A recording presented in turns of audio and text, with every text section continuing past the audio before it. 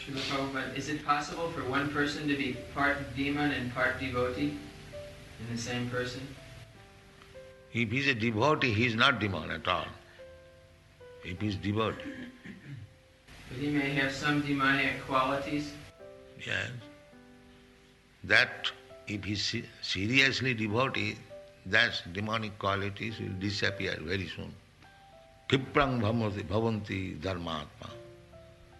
Apite su-durācāro bhajate ananya-bhāk sādhur samanta. Kṣipraṁ bhavanti dharmātmā.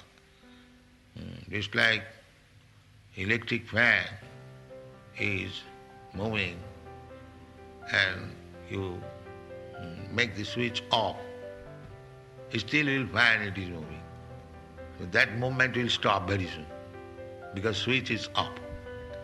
Similarly, a devotee, if it is sometimes found that he is demonic, that demonic, if he is sincerely a devotee, that demonic qualities will go very soon.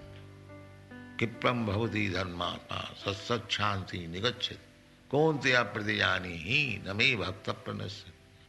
So, if one is strongly a devotee, then gradually, it may take little time, all good qualities will be manifest in his body.